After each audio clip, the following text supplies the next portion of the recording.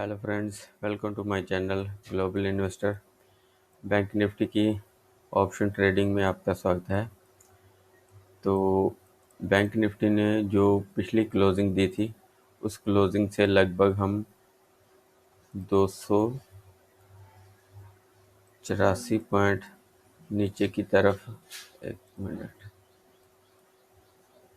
Okay, 284 point नीचे की तरफ क्लोज किया है। और जो हमारी क्लोजिंग थी वो थी 37,463 की। और जो हमने हाई लगाया है वो लगाया है 37,988 के आसपास का। तो इस पर आप नज़र बना कर रखिएगा। बैंक निफ्टी में एक रेंज ये बनी है डेली चार्ट में एक रेंज बनी है। ये जिस साइड भी ये ब्रेक करेगा, ऊपर की साइड या नीचे की साइड, हमें 700 से 800 पॉइंट की मूवमेंट देखने को मिल सकती है। तो इस पर आप नज़र बना कर रखिएगा। जिस साइड भी ये ब्रेक करेगा, तो हम छोटे टाइम फ्रेम में देख लेते हैं। ये देखिए, बैंक निफ्टी एक रेंज में बहुत दिन ट्रैवल कर रहा है। तो जैसे ही ये नीचे आता है और ऊपर की तरफ शिफ्ट होता है, रेजिस्टेंस को ले लेता है और उसके बाद नीचे आ जाता है। तो जिस साइड भी ये ब्रेक करेगा, ये इस रेंज को जिस साइड भी ब्रेक करेगा, तो हमें अच्छी मूवमेंट देखने को मिल सकती है। तो कल मंडे को जैसे इस रेंज के आसपास ओपन होता है, ओपन होने के बाद अगर नीचे की साइड ब्रेक करता है, तो हमें जो टारगेट देखने को मिलेंगे वो मिलेंगे 37,050 के, 36,800 और 36,650 की। तो इस पर आप नज़र बना कर रखिएगा, क्योंकि अगर ये नीचे की साइड ब्रेक करता है तो बहुत तेज़ी से ये नीचे आ सकता है। तो इस पर आप नज़र बना कर रखिएगा।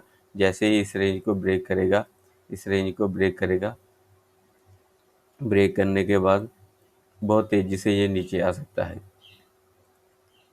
तो अगर मान लीजिए ये इस रेंज के ओपन होने के बाद ऊपर की ओर शिफ्ट होता है, तो हमारा जो टारगेट होगा वो 38,000 का होगा और दूसरा टारगेट होगा 38,250 का। क्योंकि ये रेंज ब्रेक करने के बाद इतना टाइम ये ट्रैवल कर लेगा और उसके बाद ब्रेकआउट करेगा, तो ये ज़्यादा दूर तक नहीं जा सकता। तो इस पर आप नज़र बना कर रखिएगा। तो चलिए, हम बैंक निफ्टी के ऐसे कौन से स्टॉक हैं जो बैंक निफ्टी को ऊपर और नीचे लेके जा सकते हैं, तो वो देख लेते हैं। पहला स्टॉक है HDFC बैंक। HDFC बैंक में देखियो, इसने कुछ दिन पहले 1721 का हाई लगाया था, 1720 के आसपास का हाई लगाया था, और उसके बाद ये कंटिन्यू नीचे आ रहा है। तो ये कल भी मंडे को ये कंटिन्यू हो सकता है। तो इस पर आप नज़र बना के रखिएगा। इसका जो टारगेट होगा वो लगभग होगा 1430 के आसपास आ सकता है। तो इस पर आप नज़र बना के रखिएगा। अगर ये नीचे आए तो बैंक निफ्टी भी नीचे आएगा, क्योंकि ये हाई वेटेज है। एक्सिस बैंक भी थोड़ा वीक है। अगर ये कल कंटिन्यू करता है, 790 के नीचे आता है, इसका जो पहला टारगेट होगा वो 780 का और दूसरा टारगेट होगा 770 के आसपास का।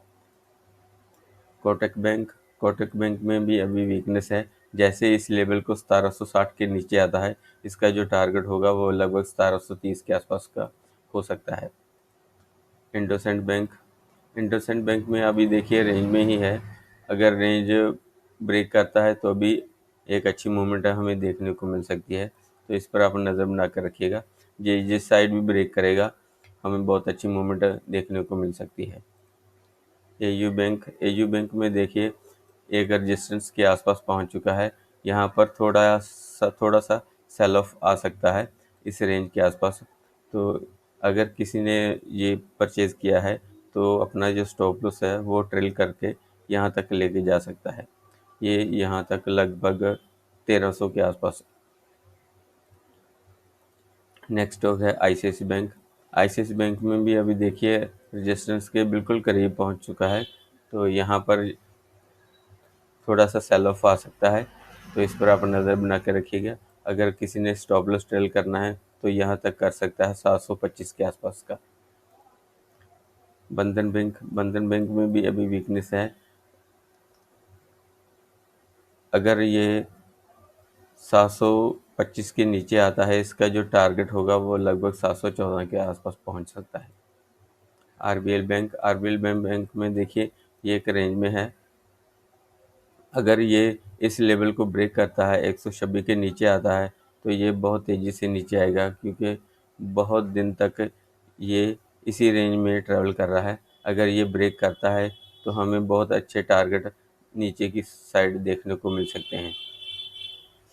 एसबीआईएन में भी अभी भी रेंज में ही है। 521 के ऊपर ही हमें बहुत अच्छी मूवमेंट देखने को मिल सकती है। अगर ये 521 को ब्रेक करता है तो हमारा जो टारगेट होगा वो लगभग 545 के आसपास का होगा, तो इस पर आप नज़र बना कर रखिएगा। अगर ये वीडियो आपको अच्छी लगे तो please like share and comment. तो मिलते हैं नेक्स्ट वीडियो में। Thank you.